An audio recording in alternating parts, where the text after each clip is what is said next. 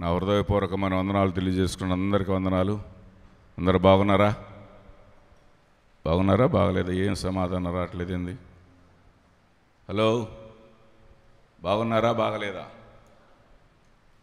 హల్లెలూయా. నిర్గమకాండము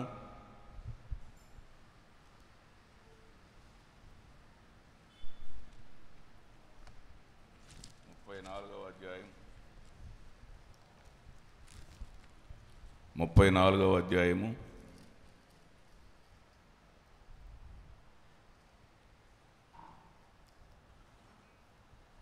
27, 28 చదువుకుందాం. యెహోవా మోషేతో ఇట్లనెను, ఈ వాక్యములను వ్రాసుకొనుము. ఏలయనగా ఈ వాక్యములను బట్టి నేను నీతోనూ ఇజ్రాయేలీలతోనూ నిబంధన చేసి ఉన్నాను. అతడు 40 రేయింబగళ్ళు యెహోవాతో కూడా అక్కడ నుండెను. అతడు భోజనము చేయలేదు, నీళ్లు త్రాగలేదు. అంతలో ఆయన ఆ నిబంధన వాక్యములను అనగా 10 ఆజ్ఞలను ఆ పలక మీద వ్రాసెను. చదవబడిన వాక్యం ద్వారా నాతో సూటిగా మాట్లాడయ్యా అని ప్రార్థనాపూర్వకంగా ప్రతి ఒక్కరూ ప్రార్థన చేసుకోండి. సేవకుని నోటి ద్వారా ప్రభువా మీరు మాట్లాడిన ప్రభువా, ఈ ఉపవాస ప్రార్థనలో నీ మాట నీ వాక్యము నాలో ఇమిడిపోవాలి ప్రభువా, అట్లాంటి మాట నాతో మాట్లాడు తండ్రి అని ప్రతి ఒక్కరూ ప్రార్థనాపూర్వకంగా ఉండండి. పరిశుద్ధుడైన తండ్రి, సర్వశక్తిమంతుడా, సర్వాధికారి, సకల ఆశీర్వాదాల కారణముడైన పరలోకపు రాజా, నీ బిడ్డల్ని ప్రేమించి ప్రత్యేకంగా ఈ ఉపవాస ప్రార్థనలు ఏర్పాటు చేసిన విధానాన్ని బట్టి స్తోత్రాలు చెల్లించుకుంటున్నాం ప్రభువా. గడిచిన 2 అయా కూడికల్లో కూడా మీరుండి నీ బిడ్డలను బలపరిచారు, నీ బిడ్డలతో మీరు మాట్లాడారు. ఈ ఉదయకాల సమయంలో కూడా ఇప్పటి వరకునైనా పాడిన పాటల ద్వారా చేసిన ప్రార్థనా విజ్ఞాపనలన్నీ నీ పాసాన్ని చేర్చుకున్నారు, ప్రతిఫలం ఇస్తున్నారు. అందుకు స్తోత్రాలు ప్రభు. ఆరాధనలో మీరుండి ప్రతి ఒక్కరిని కూడా బలపరిచినందుకు స్తోత్రాలు. ఈ సమయంలో ప్రభువా చదవబడిన వాక్యం ద్వారా యా నీ ఎదురుగా ఉన్న బిడ్డలతో, ఈ లైవ్ ద్వారా చూస్తున్న బిడ్డలతో నీ శక్తివంతమైన మాట మీరు మాట్లాడిన ప్రభువా. ఈ మధ్యాహ్న కాల సమయంలో నీ మాట వినాలని ఎంతో ఆసక్తితో నీ సన్నిధికి వచ్చి ఉన్నావు నాయనా. మీరు మాట్లాడండి, మమ్మల్ని అందరినీ బలపరచండి.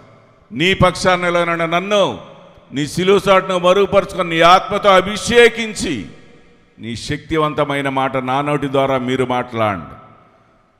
మీ నామానికి మహిమకరముగా జరిపించుకొనమని, మీరే మాకు తోడేండి నడిపించమని యేసునామమున ప్రార్థిస్తున్నాం తండ్రి, ఆమేన్.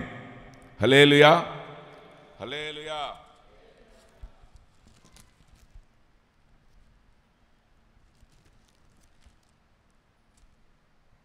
అతడు 40 రేయింబగళ్ళు యెహోవాతో కూడా అక్కడ ఉండెను. అతడు భోజనం చేయలేదు, నీళ్లు త్రాగలేదు. అంతలో ఆయన ఆ నిబంధన వాక్యములను అనగా 10 ఆజ్ఞలను ఆ పలక మీద వ్రాసెను. హల్లెలూయా. చూడండి,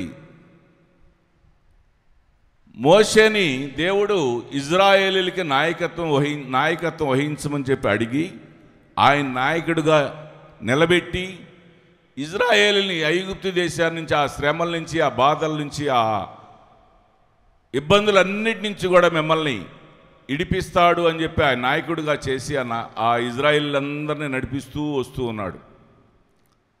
వాస్తవంగా మనకి శ్రమలు అని ఒక మాట అనగంలోనే ఎవరు గుర్తుకొస్తారు? యోబు గుర్తుకొస్తాడు. అంతకు మించిన శ్రమలు మోసేయబడ్డాడు. మనం శ్రమలు అనంగంలోనే మనకు గుర్తుకొచ్చేది యోబే. యోబు లాంటి శ్రమలు అంటారు అందరూ. యోబుకు మించిన శ్రమలు మోషే అనుభవించాడు. కానీ మోషేకి ప్రతి క్షణము ఆయన దేవుడు తోడై ఉన్నాడు గనక ఆ శ్రమల నుంచి ప్రతి దినము ఇడిపించుకుంటూ ఆయనకి ఇచ్చిన వాగ్దానాన్ని, మోషేకి ఇచ్చిన వాగ్దానాన్ని దేవుడు నెరవేర్చుకుంటూనే, నాయకుడు మోషేనే కానీ నాయకత్వం వహించేది దేవుడు. హల్లెలూయా. నాయకుడుగా ఆయన నిలబెట్టుకున్నాడు, కానీ నాయకత్వం వహించేది దేవుడు. ఊరికి మనిషి నువ్వు నిలబడు, నేను నీకు తోడయ్యుంటా, ఇజ్రాయేలీయులకి నువ్వు తోడుగా ఉండు, నీకు నేను తోడుగా ఉంటా అన్నాడు. ఇజ్రాయేలీయుల ఆ బాధలన్నిటి నుంచి ఎన్నో ఇబ్బందులు పెడతా ఉన్నారు మోషేని, రకరకాల ఇబ్బందులు పెడతా ఉన్నారు, తిడుతున్నారు, ఒక్కొక్కసారి కొట్టాలని కూడా చూస్తున్నారంట. అంత ఇబ్బంది పెడతా ఉన్నారు మోషేని. అన్నీ బరాయించుకుంటూ ఆ బాధల్లో కూడా దేవుడు ఏమని చెప్పాడు, నువ్వు నడిపించు చాలు, నేను నీకు తోడుగా ఉంటా. కానీ ఆ బాధలు ఇబ్బందులు అన్నీ అనుభవిస్తూనే, ఆ శ్రమలు అనుభవిస్తూనే నడిపిస్తూ వస్తూ ఉన్నాడు. ఒకసారి మరీ ఘోరమైన స్థితిలోకి వచ్చినప్పుడు ఈ ఇజ్రాయేలీలందరినీ వదిలేసి కొండ మీదకి ఎక్కిపోయాడు. ఏమి చెప్పా పెట్టకుండా కొండ మీదకి ఎక్కిపోయి ఇక అక్కడి నుంచి రావట్లేదంట. ఇవాళ వస్తాడేమో 10 రోజుల తర్వాత చూస్తున్నారు, ఇవాళ వస్తాడేమో రావట్లా. 40 దినాలు అక్కడే దేవునితో గడిపాడంట. ఎక్కడ? కొండల మీద. చూడండి ఇక్కడ ఏమని రాస్తుంది, అతడు భోజనము చేయలేదు, నీళ్లు త్రాగలేదు, 40 రేయింబగలు యెహోవాతో కూడా అక్కడ ఉండెను. దేవునితోనే ఉన్నాడంట. 40 రేయింబగళ్ళు భోజనం చేయలేదు, కనీసం నీళ్లు కూడా తాగలేదంట. చూడండి, ఉపవాసం అనంగంలోనే మనకి గుండెల్లో రైళ్లు పరిగెత్తి కొంతమందికి. వామో, ఉపవాస దినాలు ప్రకటించారు, ఉపవాస దినాలు ఈ 3 రోజులు వాళ్ళు ఉంటారు, మనం తింటా ఉంటే అక్కళ్ళు ఏమన్నా అంటారేమో. హల్లెలూయా, హల్లెలూయా అనంగంలోనే 2 చేతులు ఎత్తి హల్లెలూయా చెప్పండి. హల్లెలూయా. అక్కళ్ళు ఏమన్నా అనుకుంటారేమో మనం తింటే. మనుషుల కోసం ఎవరు మీరు ఉపవాసాలు ఉండొద్దు, అక్కళ్ళు అని అనుకుంటారేమో, సేవకులు ఏమన్నా అనుకుంటారేమో. సేవకుల కోసం మీరు ఉపవాసాలు ఉండొద్దు. సేవకులకి ఏదైనా ఇబ్బంది శ్రమ వస్తే అప్పుడు వాళ్ళ కోసం ఉండాలి. కానీ ఈ ఉపవాస ఎందుకు ఏర్పాటు చేసింది? మనలందరినీ ప్రేమించి మనం దేవునిలో బలపడాలని, దేవుని సన్నిధిలో గట్టిగా స్థిర శక్తి పొందుకోవాలనే ఉద్దేశం మీదే ఉపవాస దినాలు ఏర్పాటు చేసింది. ఉపవాస దినాల ద్వారా మనం అనేక రకాలుగా జయం పొందుకోవచ్చు. మోషే 40 దినాల ఉపవాసాలు ఉన్నాడు. చెప్తా ఒక్కొక్కటి ఎలా మనం జయించుకోవాలో చెప్తా మీకు. మోషే 40 దినాల ఉపవాసం ఉన్నాడు, దేవునితో కనీసం మంచినీళ్ళు కూడా దాక్కుండా ఆయనతోనే గడిపాడు. నువ్వు కూడా దేవుని సన్నిధికి వచ్చిన తర్వాత నీ ఇంటి దగ్గర ఎవరున్నారు, ఏం చేస్తున్నారు అనేది మర్చిపోవాలి. ఇక్కడ మన మనస్సు స్థిరముగా నిలబడాలి.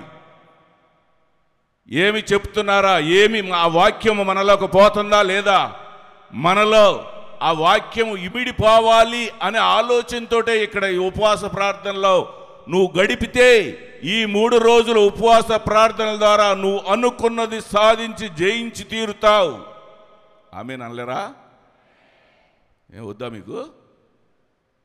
మరేంది ఆమేన్ అనరేంటి? హల్లెలూయా, హల్లెలూయా. మోషే ఎలా తిరిగి వచ్చాడు? మరలా 40 దినాలు దేవుని సన్నిధిలో గడిపి మరలా ఎలా తిరిగి వచ్చాడు?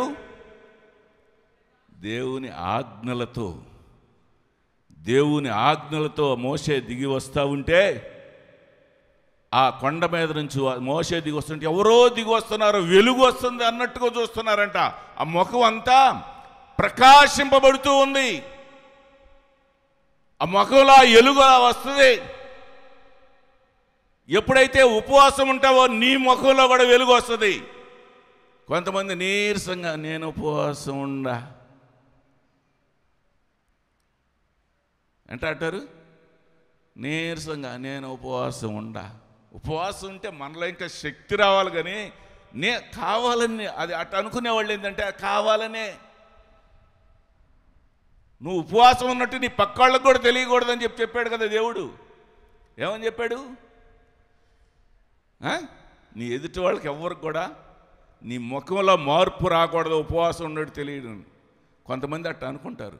కానీ మనం ఎప్పుడైతే నా దేవుడు నాకు శక్తి ఇస్తాడు అని ఆలోచనతో ఉపవాసం ఉంటావో, నాకు ఏమి ఇబ్బంది లేదని, నీకు ఒకవేళ బలహీనత ఉండొచ్చు ఇంతకుముందు రోజుల్లో, కానీ ఈ ఉపవాస దినాల ద్వారా ఆ బలహీనత పోయేటట్టుగా ఉండాలని ఆసక్తితో శ్రద్ధతో ఈ ఉపవాస దినాలు గడపాలి. అప్పుడే మనం ఆశించింది, మనం ఆచరించాల్సింది కూడా నేర్పుతాడు దేవుడు. మోషే ఏం చేశాడు? వీళ్ళ బాధలు తట్టుకోలేకపోయి దేవుని సన్నిధిలో గడిపాడు. అక్కడికి పోయాడు, దేవుని నేను ఈ తప్పించుకుందామని పోయాడు. కానీ అక్కడ దేవుడు మోషేకి ఆలోచన కలుగజేశాడు.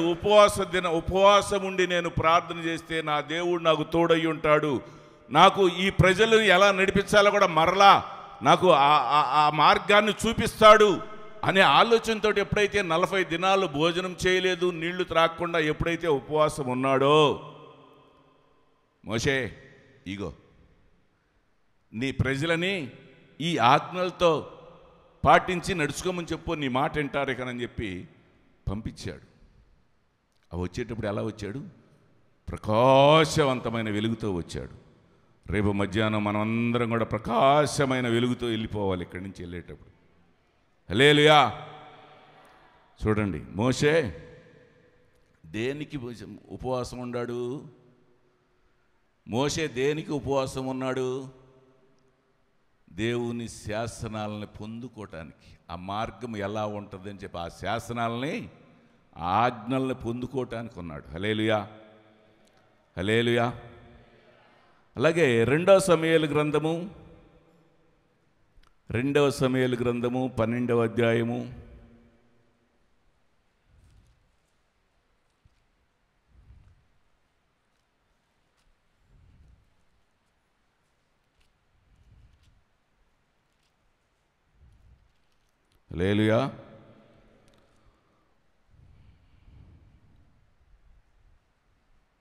14వ వచనం నుంచి చదువుమా. అయితే ఈ కార్యం వలన యెహోవాను దూషించుటకు ఆయన శత్రువులకు నీవు గొప్ప హేతువు కలుగజేసితివి కనుక నీకు పుట్టిన బిడ్డ నిశ్చయముగా సచ్చునని దావీదుతో చెప్పి తన ఇంటికి వెళ్ళెను.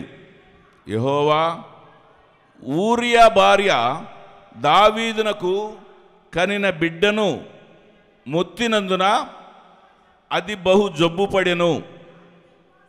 దావీదు ఉపవాసముండి లోపలికి పోయి రాత్రి అంతయు నేలబడి ఉండి బిడ్డ కొరకు దేవుని బతిమాలగా ఇంటిలో ఎన్నిక అయిన వారు లేచి అతనిని నేలబడి లేవనెత్తుటకు వచ్చిరి. కానీ అతడు సమ్మతింపక వారితో కూడా భోజనము చేయక ఉండెను. హల్లెలూయా, హల్లెలూయా. చూడండి, దావీదుతో అన్నారు నీకు పుట్టిన బిడ్డ నిశ్చయముగా సచ్చిద్ది అని అన్నారు. ఎవరు ఎవరు? హల్లెలూయా. చూడండి, ఈ కార్యము వలన యెహోవాను దూషించుటకు ఆయన శత్రువులకు నీవు గొప్ప యేసు చేతి గనుక నీకు పుట్టిన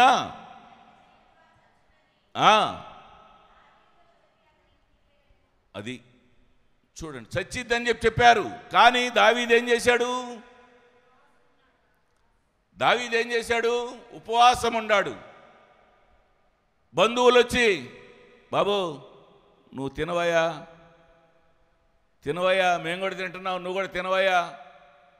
వస్తారు మన ఇళ్లలో వాళ్ళు, మన ఆనకాల ఇంటికి భాగంలోనే. ఏంది ప్రార్థన పోయొచ్చావా, రా భోజనం పెట్టు, నాతో పాటు నువ్వు కూడా పెట్టుకో. ఏమంటారు? నేను ఉపవాసం ఉపవాసాలు. కొంతమంది ఉపవాసాలంటేనే చాలా ఇదిగా చూస్తారు. ఉపవాస వలన కలిగే ప్రాఫిట్ ఏదో వాళ్ళకి తెలియదు. ఆ లాభం మీద వాళ్ళకి తెలియదు, ఆ శక్తి ఏందో వాళ్ళకి తెలియదు. కాబట్టి ఇంటికి బాంగోలను కొంతమంది తింటారు. చూడండి, ఉపవాస దినంగానే ప్రకటించాలి. దావీదు ఏం చేశాడు? బిడ్డ చచ్చిందని చెబుతున్నారు ఖచ్చితంగా. కానీ ఈయనేం చేశాడు?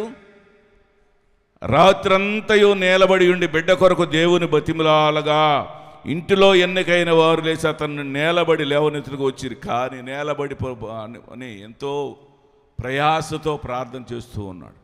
మనం ఒక పని మీద ప్రార్థన చేస్తున్నామంటే దావీదు ఎవరి కోసం? బిడ్డ స్వస్థత కొరకు ప్రార్థన చేస్తున్నాడు. మనం కూడా ఆ స్వస్థత కొరకు అనే ప్రార్థన చేస్తున్నామంటే ఆ స్వస్థత వచ్చిందాక మనం హల్లెలూయా హల్లెలూయా స్వస్థత వచ్చిందాక మనం దేవుణ్ణి వదిలిపెట్టకూడదు. ఆ పాదాలు పట్టుకొని బతిమిలాడాలి. నిజమే, నేను అలా చేస్తాను కాబట్టి మీకు కూడా చెప్తున్నా. హల్లెలూయా, నేను అలా చేస్తా. మనం నాకు ఆరోగ్యం కావాలయ్యా అని చెప్పి ఏదైనా బతిమలాడుకోవాలంటే నిజంగా మామూలుగా అంత ధైర్యం ఎవరో చేయలేరు, అంత సాహసం కూడా ఎవరో చేయలేరు. ఒకసారి దొండపాడు మందిరంలో ఇలాగ వాక్యం చెప్తా ఉండగానే కూలిపోయే పరిస్థితి వచ్చింది. ఆమెనని అక్కకి ఇచ్చేసే మైకు కూలిపోయే పరిస్థితి వచ్చేసింది నాకు. ఇంకా అట్లాగే చెప్తా ఉండటే ఈ మైక్ పట్టుకొని ఇలాగే కూలిపోతా. ఆ పరిస్థితి వచ్చిందని నాకు అర్థమవుతుంది. ఎమ్మండే ఆమెన్ అని చెప్పి అక్కకి ఇచ్చేసాను. ఆ కుర్చీలు అలాగే కోలబడిపోయా. ముగింపు ప్రార్థన చేసింది. అట్లా టేబుల్ మీద అట్లాగా తలకాయ వాల్చి వాళ్ళు అలాగే నిలబడితే ఈ పూటకు నువ్వే వాళ్ళకు ప్రార్థన చేసి పంపించు అని చెప్పి అలాగే బండ్ల మీద అలాగే పడుకున్నా. ఒక 2 నిమిషాల తర్వాత వాళ్ళందరికి ప్రార్థన చేసి పంపించిన తర్వాత ఏంటి అంది. ఒక్క 2 నిమిషాల కింద అక్కడ పడుకుంటే అక్కడ సాపేయండి అన్న. సో నా పరిస్థితి మరీ గందరగోళమైన పరిస్థితిలో ఉంది. సాపేయండి అన్న. సాపేశారు, పడుకున్నా. నేను ఇప్పుడు నుదురుబాడు పోవాలి కదా, నుదురుబాడులో నీ వాక్యాన్ని ప్రకటించాలి కదా, నీ ఆరాధన జరిపించాలి కదా, నువ్వు నాకు ఆ శక్తి ఇవా? నేను లేచి ఇప్పుడే కారు నడుపుకుంటా నేనే వెళ్ళాలి, ఆ శక్తి ఇవా అని అడిగి అంతే. ఆ చెమట్లకి ఏడబోయినాయో ఆరిపోయి లేచి పాండి అన్న, వెళ్ళిపోదాం పాండి అన్న. చప్పట్లు కూడా కొట్టరా? అర్థం కావట్లేదా ఏంటి నేను చెప్పే మాట? అర్థమవుతుందా? హల్లెలూయా. వెనకమాల వాళ్ళకి అర్థమవుతుందా? హల్లెలూయా. చూడండి, మనం ఏదైతే విశ్వాసముతో ఆయన సన్నిధిలో అడిగితే ఎమ్మన్నే మా యవ్వన బిడ్డలు కానీ, సాతులూరులో ఉన్న ఎంకాయమ్మ కానీ, అక్క కానీ బిత్తరపోయి నేను లింగంలోనే పదండి ఆనంగంలోనే ఏంది బిత్తరపోయారు. ఇప్పుడు దాకా అంత స్థితిలో ఉన్న మనిషి ఒక్కసారి లేచి పండి వెళ్దాం ఆనంగంలోనే ఆశ్చర్యపోయారు. నుదురుబాడు వచ్చిన తర్వాత అక్క అంటుంది, నువ్వు కూర్చో కాదు, పైకి పోయి పడుకో, రెస్ట్ తీసుకో, పడుకో, నేను జరిపిస్తానులే అంది. ఏమొద్దు, నేనే జరిపిస్తా అని ఇలాగే నుంచొని జరిపించా. దేవుడు మనం ఎప్పుడైతే ఆయన తోడుంటాడని మనం ఆసక్తితో మనం ఎప్పుడైతే ముందుకు సాగిపోతామో మనకి ఏ బలహీనతలను కూడా తీసేసి నీకు తోడయ్యుండే దేవుడిని, మోషేకి తోడయ్యున్నట్టు, దావీదుకు తోడయ్యున్నట్లు, యెహోషువకు తోడైనట్లు మనకు కూడా తోడయ్యుండి నడిపిస్తాడు. హల్లెలూయా. మోషే ఎందుకొరకు ప్రార్థన చేశాడు? ఉపవాసం ఉన్నాడు, శాసనం ఆజ్ఞల కొరకు. దావీదు ఎందుకోసం ప్రార్థన ఉన్నాడు? స్వస్థత కొరకు. తర్వాత చదవండి, ఎస్తేరు గ్రంథము 4వ అధ్యాయము. కొన్ని చూపిస్తాను, ఇవి రాసుకోండి. ఎవరైనా గుర్తులేని వాళ్ళు ఉంటే కొన్ని రాసుకోండి. నేను ఇవి చూపిస్తే ఇవి చాలా ఉపయోగపడేవి మనకి. హల్లెలూయా. ఎస్తేరు గ్రంథము 4వ అధ్యాయం 15-16 వచనాలు చదవమా. అప్పుడు ఎస్తేరు మొర్దెకైతో ఇట్లా నేను నీవు పోయి షూషానునందు కనపడిన యూదులనందరినీ సమాజ మందిరమునకు సమకూర్చి నా నిమిత్తము ఉపవాసముండి 3 దినముల అన్నపానములు చేయకుండుడి. నేనును నా పనికత్తెలను కూడా ఉపవాసముందుము ప్రవేశించుట న్యాయ వ్యతిరేకంగా ఉన్నను. నేను రాజునొద్దకు ప్రవేశించుదును, నేను నశించినా నశించెదను. హల్లెలూయా. యూదులందరికీ మరణశాసనం వచ్చింది. మొర్దెకై ఎస్తేరు కబురు చేశాడమ్మా, ఇలా ఈ విధంగా మరణశాసనం పుట్టించబోతున్నారు, ఏం చేయాలి అని పుట్టించాడు. ఎస్తేరు ఏమంది? నేను నశించినా నశిస్తా. రాజునద్దకు ప్రవేశించుటకు వ్యతిరేకమైనా నేను ప్రవేశించడానికి ప్రయత్నిస్తాను, నేను నశించినా నశిస్తా. కానీ నేను నా పని కత్తెలతో నా దగ్గర పనివారితో కూడా ఉపవాసం ఉంచుతా. మీరు కూడా అందరూ 3 దినాలు ఉపవాసం ఉండండి. హల్లెలూయా. 3 దినాలు ఉపవాసం ఉండండి మీరు కూడా అని అందరినీ ఉపవాసం ఉంటే ఏమైంది? అది ఆ మరణ శాసనం ఏమైంది? రివర్స్ అయిపోయింది. ఏమైంది? రివర్స్ అయిందా కాలేదా? ఎవడైతే మరణ శాసనం తీసుకొచ్చాడో వాడి భార్య, వాడి బిడ్డలు, ఆ రక్త సంబంధులందరినీ కూడా ఆ ఉరికి మీద దేవుడు వారికే ఆ శిక్ష విధించాడు. కానీ వీళ్ళకేమైంది? వీళ్ళ పవర్ ఇంకా పెరిగిపోయింది. మొర్దెకైని ఏం చేశాడు? ఏడగేట్లో ఉండే మొర్దెకైని ఏం చేశాడు? తీసుకెళ్ళి ఆ దేశానికి ప్రధానమంత్రిని చేశారు. ఉపవాస ప్రార్థనల ద్వారా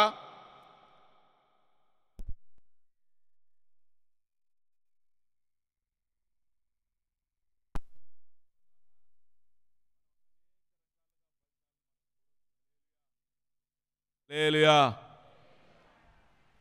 మొట్టమొదటిగా మనం శాసనాలను తీసుకొచ్చాడు మోషే. రెండవదిగా దావీదు స్వస్థత కొరకు ప్రార్థన చేశాడు. మూడవదిగా ఎస్తేరు యూదుల రక్షణ కొరకు ప్రార్థన చేస్తే యూదులను రక్షించుకుంది. హల్లెలూయా, హల్లెలూయా. దేవుడు మనల్ని ఎంతగానో ప్రేమించి మన పట్ల శ్రద్ధ వహించి ఈ భూలోకంలో ఒక మాట చెప్తాయనండి జాగ్రత్తగా. ఇది ఈ ఫ్లవర్స్ని ఎందుకు పుట్టించాడు దేవుడు? ఈ ఫ్లవర్స్ని ఎందుకు సృష్టించాడు? ఒక మాట చెప్పండి. ఫ్లవర్స్ని ఎందుకు సృష్టించాడు? ఆ సువాసనని మనం అనుభవిస్తూ మనం కూడా ఆ వాసనలాగా మనం కూడా పరిమళ వాసన వలె మనం కూడా ఉండాలనే దేవుడు వాటిని సృష్టించాడు. కానీ వాటి సంగతి తెలుసుకోక మొట్టమొదట ఏడాడో పెట్టుకున్నారంట. హల్లెలూయా. వాటిని నేను ఆ సువాసన ఎప్పుడు అనుభవించాలని తలలో ఇంకొకసారి అట్లా పెట్టుకున్నారంట. హల్లెలూయా. దేవుడు ప్రణాళిక ఒక రకంగా ఉంది. ఆ సువాసన మనం అనుభవిస్తూ బ్రతకాలని చెప్పి చూడండి. మనం లోకంలో మనం నడిచిపోతూ ఉంటేనే మనకు ఆలోచన కనపడతానే ఉంటుంది. ఒక పక్క మురుగు కాలువలు ఉంటుంది. మురుగు కాలువలు ఉంటాయా? మురుగు కాలువలోంచి మురుగు వాసన వస్తూ ఉంటుంది. ఆ మురుగు వాసనలు, అట్లాంటి చెడు వాసనలు మనకు రాకుండా ఉండాలనే దేవుడు మనకి ఆ సువాసన కలిగిన ఫ్లవర్స్ని, ఎంతో సువాసన కలిగిన ఫ్లవర్స్ని ఒక్కొక్క చోట పోతూ ఉంటే అసలు ఏమి ఆనందం వేసి, అబ్బా ఈ గాలి పీల్చుకుంటూ బ్రతికితే, ఈ వాసన పీల్చుకుంటూ బ్రతికితే బాగుండు, అస్సలు నాకు ఇంకా ఏది అక్కర్లేదు అన్నట్టుగా అనిపించింది. సృష్టిని దేవుడు ఆ విధంగా మన కోసం సృష్టించాడు. కానీ మనం దాన్ని వేరే రకంగా ఉపయోగించుకోవటం కోసం కాదు. అలాగే దేవుడు మనల్ని కూడా పరిమళ వాసనగా చూడాలని, ఆయనలో ఫలించాలనే ఆయన మన వైపు చూస్తూ ఉన్నాడు. ఒక మాట చెప్తాయనండి, ఒక మాట జాగ్రత్తగా వినండి. ఇదందరూ లేడీస్కి బాగా ఉపయోగపడేది. మనం ఇడ్లీ పిండి కలుపుకుంటాం. ఇడ్లీ పిండి కలుపుకొని ఆ ఇడ్లీ పిండిని ఏం చేస్తాం? ప్లేట్లో, ఆ ప్లేట్లు ఉంటాయిగా, ఆ ప్లేట్లో వేసి ఆ పాత్రలో పెడతాం. తర్వాత ఇడ్లీ తీసుకుంటాం. అంతేనా? ఆ ఇడ్లీ ఎలా వచ్చింది నాకు చెప్పండి. అది హల్లెలూయా. ఆ ఇడ్లీ ఎలా వచ్చింది? ఆవిరి వలన. హల్లెలూయా చెప్పండి. హల్లెలూయా. ఆ ఇడ్లీ ఎలా వచ్చింది?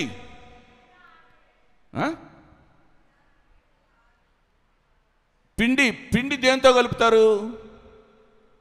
పిండి దేంతో కలుపుతారు?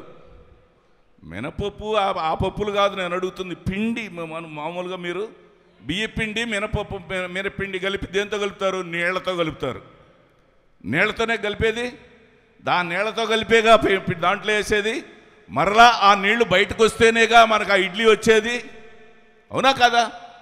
ఆ ఇడ్లీ మనకు వచ్చేది ఎట్లా వచ్చింది? నీళ్లు, ఆ ఇడ్లీ పిండిలో ఉన్న నీళ్లు బయటకు వస్తే నీళ్లు వస్తాయి.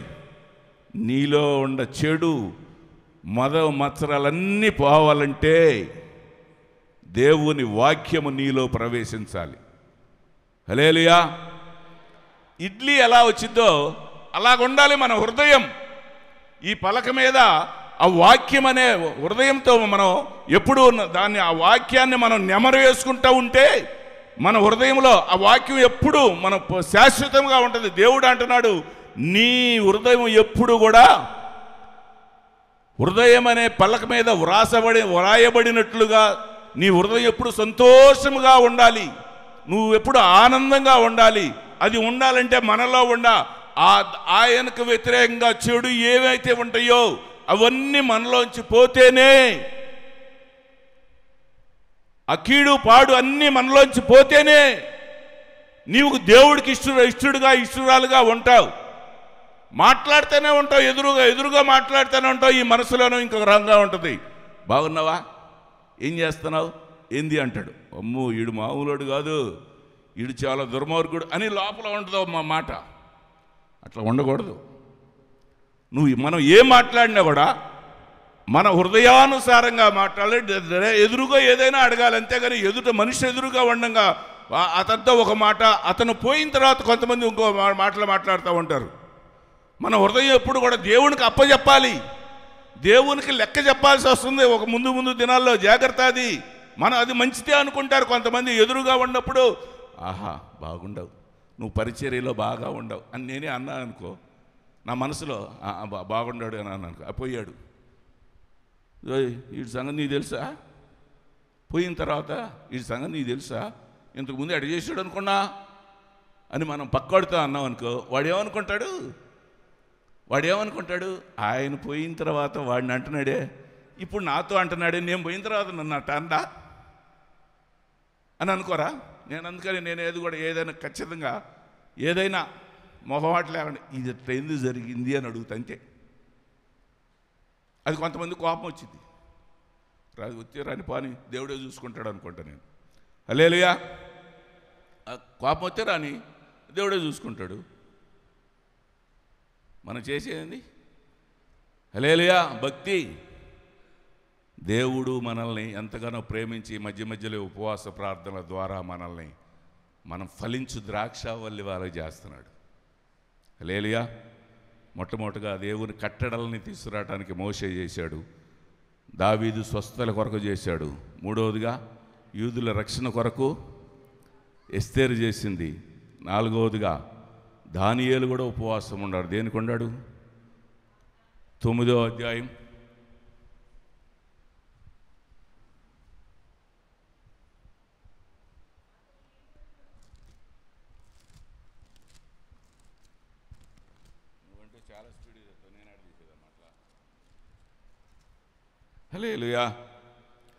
9వ అధ్యాయం 3వ వచనం చదువు.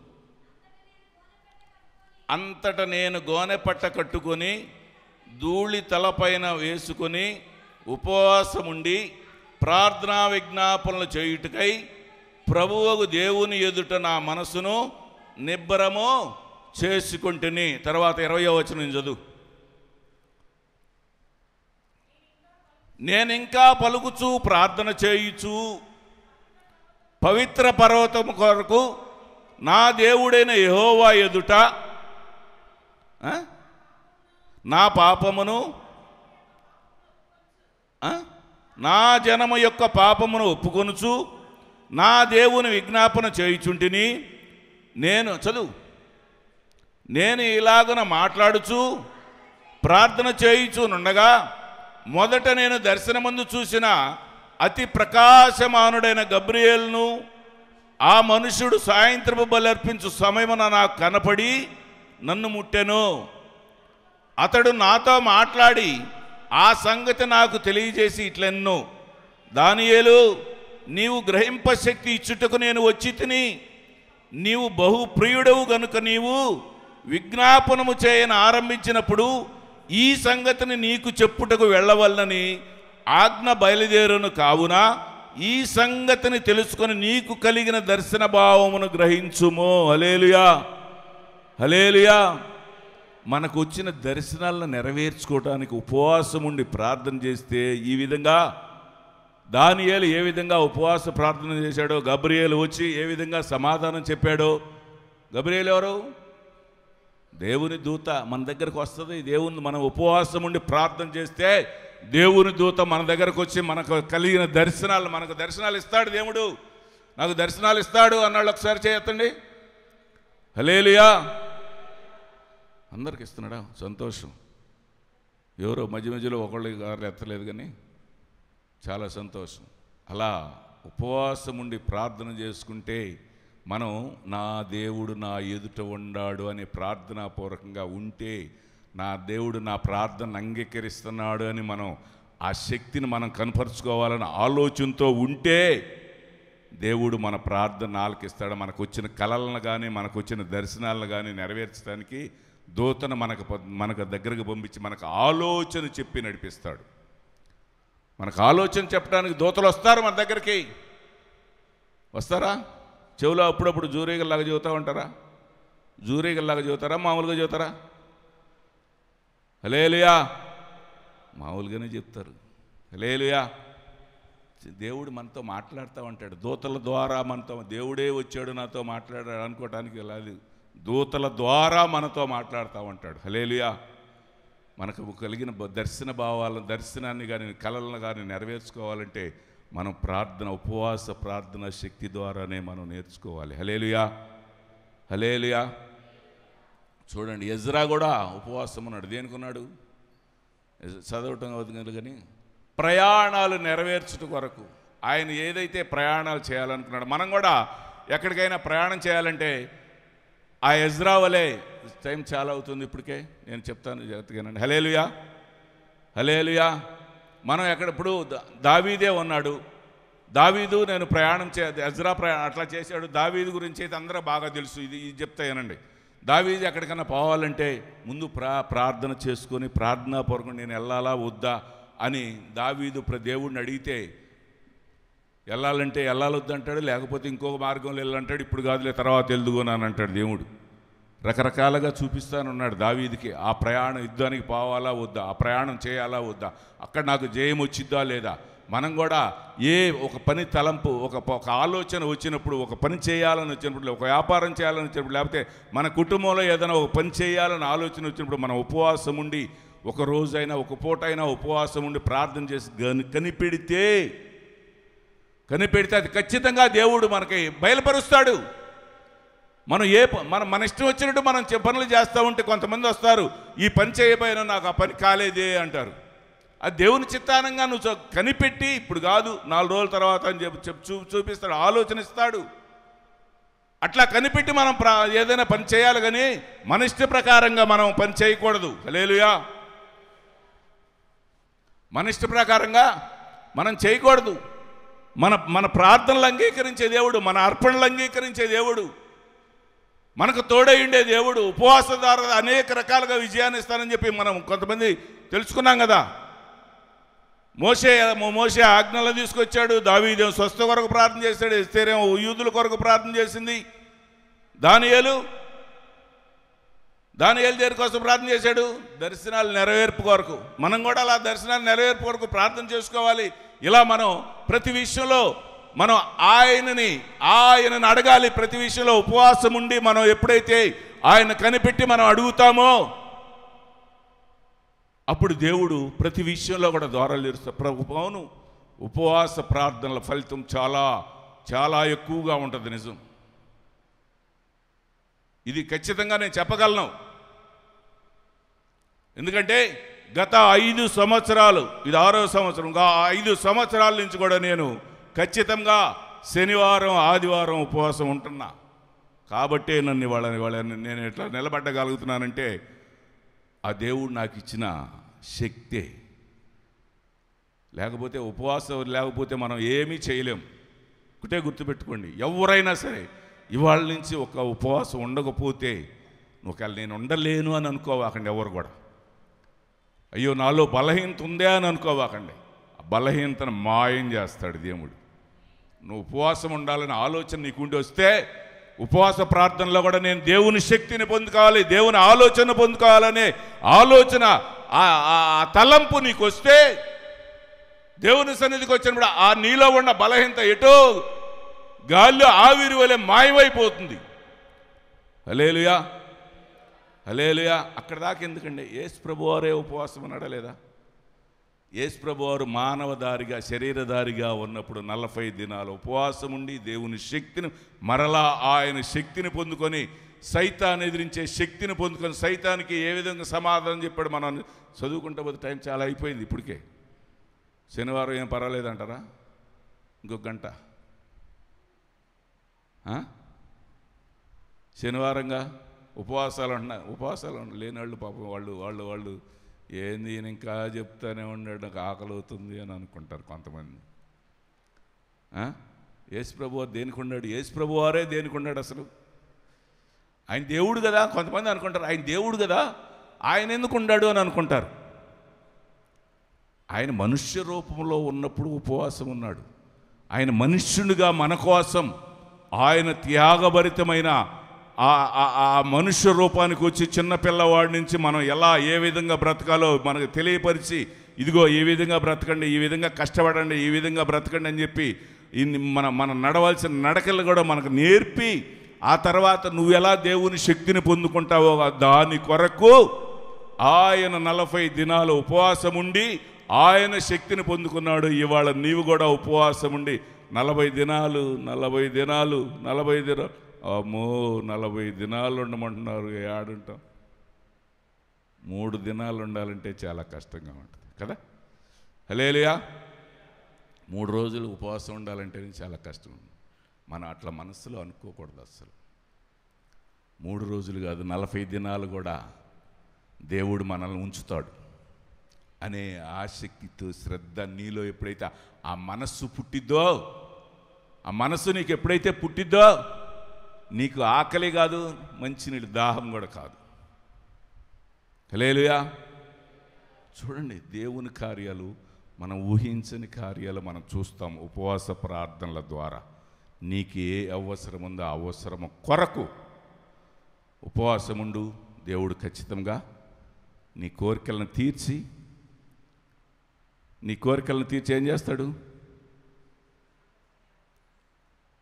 ఏం చేస్తాడు? నిన్ను బలమైన సాధనంగా నిలబెట్టుకుంటాడు. హల్లెలూయా. నా అర్పణలు నీవు పరిశుద్ధపరచుచున్నావని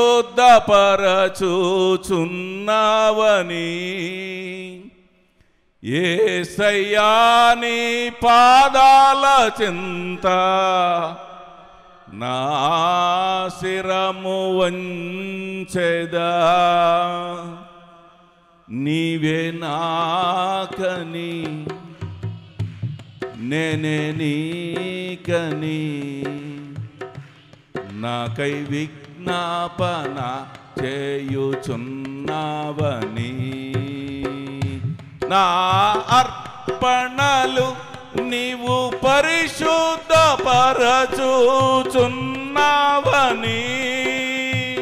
యేసయ్యా నీ పాదాల చెంత నా శిరము వంచెదా.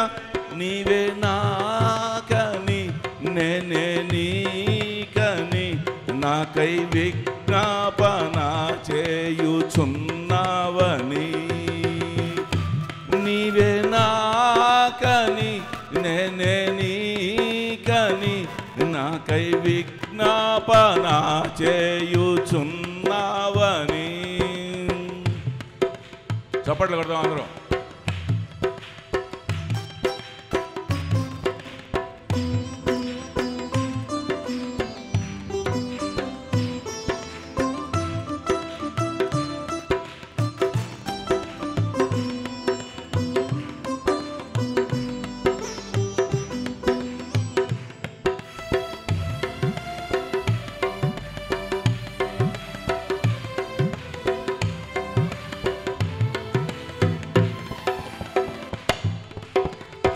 ఆదరణ లేని ఈ లోకములో ఆనుకుంటేనే ఎదుటే నిలిచే నీ పైనే.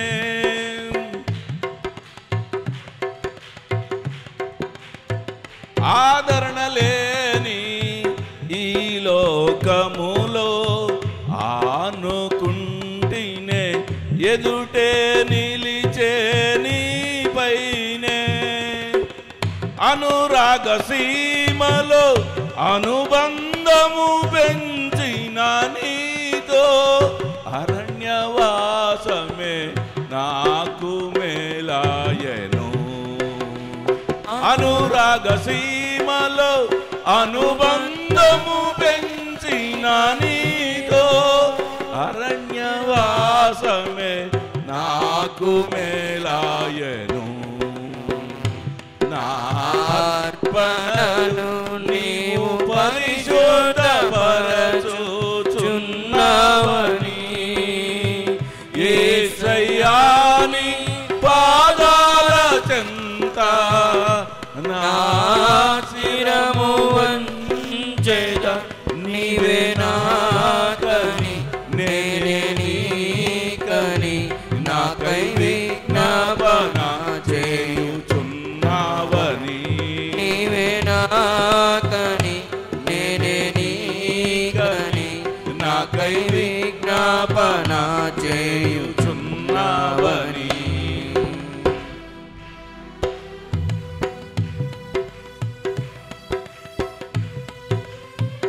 చప్పట్లు కొడదాం అందరూ.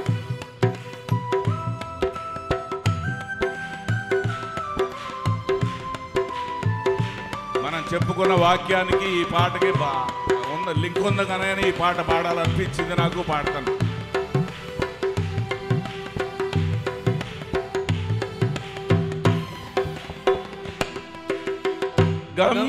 గమ్యమెరుగని వ్యామోహాలలో గురి నిలిపితినే మార్గము చూపిన నీ పైనే.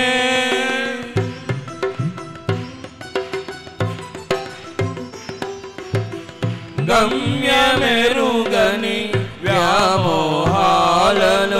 గురి నిలిపితినే మార్గము చూపిన నీ పైనే. గాలిని గద్దించి గాలి మేఘాలు కూల్చిన నీతో శాలేము నీడయే నాకు మేలాయను. గాలిని గద్దించి గాలి మేఘాలు కూల్చిన నీతో శాలేము నీడయే నాకు మేలాయను. నా అర్పణలు నీవు పరిశుద్ధపరచుచున్నావని యేసయ్యా నీ పాదాల చెంత నా శిరము వంచెదా. కని నేనే నీకని నాకై విజ్ఞాపన చేయుచున్నావని. నీవే నాకని నేనే నీకని నాకై విజ్ఞాపన చేయుచున్నావని.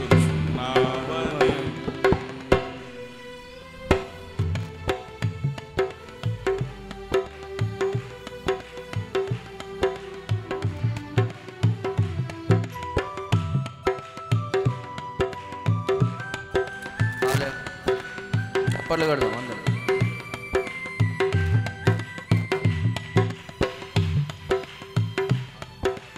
హలో.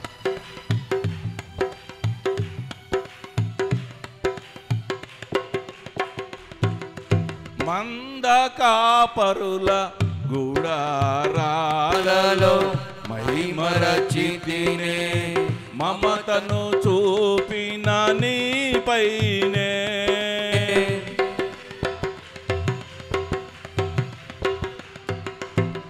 మంద కాపరుల గుడారాలలో మహిమరచితినే మమతను చూపిన నీ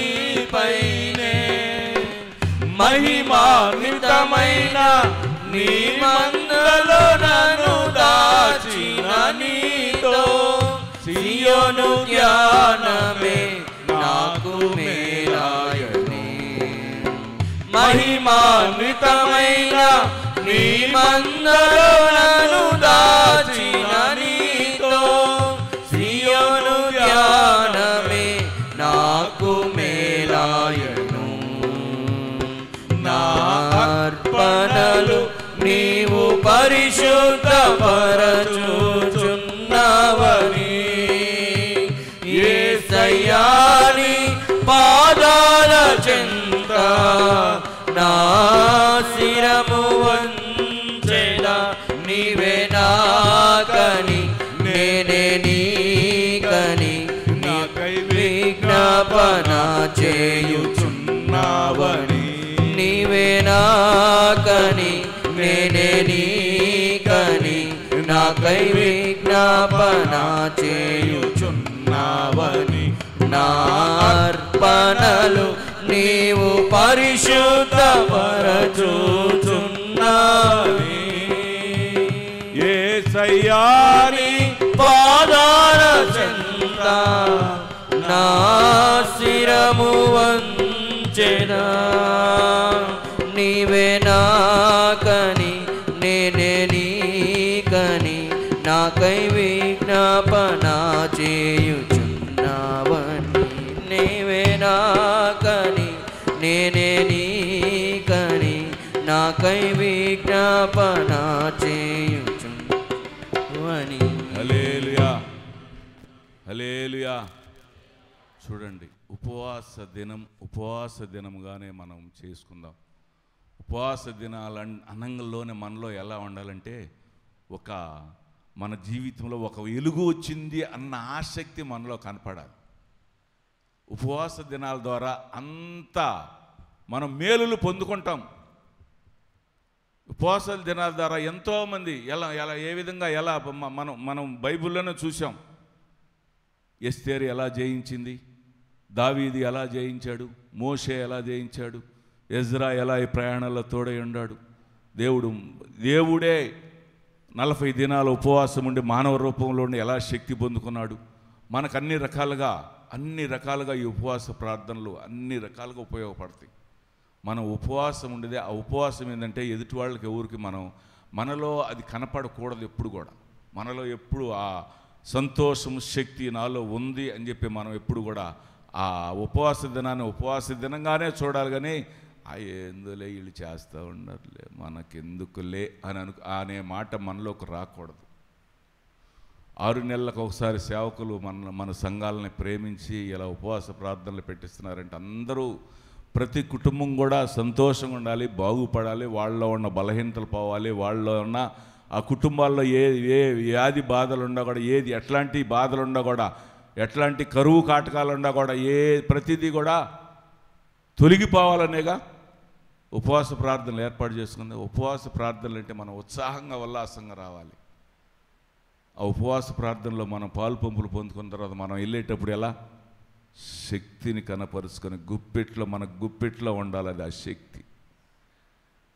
అలాంటి ఆసక్తితో మనం ఇక్కడికి రావాలి. ఇక్కడికి వచ్చిన తర్వాత చెప్పే మాటలను జాగ్రత్తగా మనం క్యాచ్ చేయాలి. పాటల్లో కానీ ప్రార్థనలు చేసేటప్పుడు మనం మనం ఇతరుల కొరకు ఎంత ప్రార్థనలు అయితే చేస్తూ ఉంటామో ఆ ప్రార్థనలు దేవుడు ఖచ్చితంగా ఆలకిస్తాడు, నిన్ను ఆశీర్వదిస్తాడు. ఇతరుల కోసం ఎంత ప్రార్థన చేస్తా ఆ ప్రార్థనలన్నీ ఆలకిస్తాడు. నా కోసం చేసుకోవట్లేదే, కొంతమంది అంటారు నా కోసం చేయట్లేదే ప్రార్థన అని అనుకుంటారు. నీ కోసం చేయాల్సిన అవసరంలా. నువ్వు ఇతరుల కోసం ప్రార్థన చేస్తున్నావు కాబట్టి, నీ ప్రార్థన ఆలకిస్తున్నాడు కాబట్టి నీ వైపే చూస్తాడు. నీ ఆలోచనలన్నీ కూడా ఆయన సఫలపరిచి, ఇదిగో దేవుడు నేను నీకు తోడయ్యుండే దేవుడిని అని చెప్పి రుజువుపరుచుకుంటాడు. ప్రతి క్షణము మనం సంతోషంగా ఉండాలనే చూస్తాడు. మన దుఃఖ బాధల్లో ఉండాలని ఆయన ఎప్పుడు మన చూడడు. మనకు కావలసిన అవసరాలు అక్కర్లు ప్రతిదీ తీరుస్తూనే ఉంటాడు. కాబట్టి మనం చేసే ఉపవాస ప్రార్థన చాలా జాగ్రత్తగా మన మనస్సుని మన దగ్గరే పెట్టుకొని ఆ ఉపవాసం చేసే దినాల్లో మనం చాలా జాగ్రత్తగా చేయాలి. ఉపవాసం ఉంటే దానికి ఫలితం రావాలి. అలా చేయాలనే కానీ నేను 3 రోజులు ఉపవాసం ఉండను నాకేమీ రాలేదే అనే మాట మనలో ఎవరిలో రాకూడదు. 3 రోజులు ఉపవాసం ఉంటే నీకు తగిన ప్రతిఫలం ఇస్తాడు.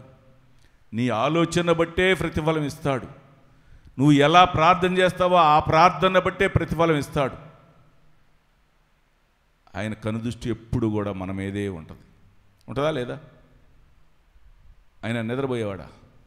కాదు. కునకని దేవుడే ఆయన మన మీదే ఉంటాడు, మనతోనే ఉంటాడు. మన పట్ల ఆయన మన ఆలోచనలు కూడా సఫలపరిచి మన హృదయంలో ఎప్పుడు ఆయన నివసించాలనే ఆసక్తితో ఉంటాడు. కాబట్టి మనం ఉపవాస ప్రార్థనలలో మనం ప్రతి ఒక్కళ్ళు కూడా జయం పొందుకోవాలనే నేను ఇవన్నీ చెప్తుంది కూడా. ఇందాక నాకు చెప్పానే, ఇడ్లీలో నీరు పోతే ఇడ్లీలాగా వస్తుంది. మనలోంచి చెడు అనేది పోతే ఆ శక్తి మనలోకి వస్తుంది. మనలో చెడు ఆలోచనలు చెడు తలంపులు ఉందనుకో, ఆయన కూడా వేరే ఆలోచనతో ఉంటా ఉంటాడు. మనం అట్లా మనలో ఎదుటి వాళ్ళ పట్ల కుళ్ళు కుతంత్రాలు అట్లాంటివి ఏమి ఉండకూడదు. నువ్వు ఎప్పుడైతే నేను దేవునిలో ఫలించాలని ఆశతో వస్తావో అప్పుడు నీకు ఆ ఆలోచన కూడా రాదు. అట్లాంటి మాట అసలు పొరపాటును కూడా నీ జోలికి రాదు. ఫలించు ద్రాక్షావళి వలె ఉంచుతాడు నిన్ను, ఫలించు తీగ వలె ఉంచుతాడు, ఫలించు కొమ్మలాగా ఉంచుతాడు. యేసేపు ఎలా ఫలించాడో అలాగా. ఎన్నో బాధలు వస్తూ ఉంటే ఇబ్బంది, కానీ ఈ బాధలు ఈ శ్రమలు నా కోసమే వచ్చినాయి అని గ్రహించాలి. బాధలు వచ్చిన వాళ్ళు ఏమనుకోవాలి? నేను దేవునిలో ఫలించటం కోసమే వచ్చినాయి, నేను దేవునిలో ఇంకా వృద్ధి చెందటం కోసమే వచ్చినాయి. ఈ శ్రమలు తాత్కాలికమే, నాకు ముందున్న దేవుని ఆశీర్వాదము అని గ్రహించి ఎప్పుడైతే నువ్వు ఆయన సన్నిధిలో ఉపవసించి ప్రార్థన చేస్తావో ఆ ప్రార్థన ఖచ్చితంగా ఆలకిస్తాడు, ఖచ్చితమైన జవాబు ఇస్తాడు. ఖచ్చితంగా నీ స్థితిని ఏం చేస్తాడు? మార్చేస్తాడు. స్థితిగతులను మార్చే శక్తివంతుడు మనకు తోడయ్యుంటే మనం ఏ అనాలోచనలోకి పోకుండా ప్రార్థననే ఆయుధంతో, ఉపవాసం ఉండి ప్రార్థననే ఆయుధంతో మనం ఎప్పుడైతే ముందుకు సాగిపోతామో దేవుడు గొప్ప కార్యాలు చేసి నేను మీకు తోడయ్యుండే దేవుడు నన్ను రుజువుపరుచుకుంటాడు. ఈ దేవుడు మాట్లాడిన ఈ కొద్ది మాటలు కూడా అందరిలో ఫలించునుగాక. ప్రతి ఒక్కరూ ఈ ఉపవాస ప్రార్థనల ద్వారా స్థితిగతులను మార్చునుగాక. ఏ ఆశతో వచ్చారో ఆశను తీర్చునుగాక, గొప్ప కార్యాలు జరిగించునుగాక. కొద్ది మాటలు దేవుడు ప్రతి ఒక్కరి పట్ల శ్రద్ధ వహించునుగాక. ప్రార్థన చేసుకుందాం అందరి కళ్ళు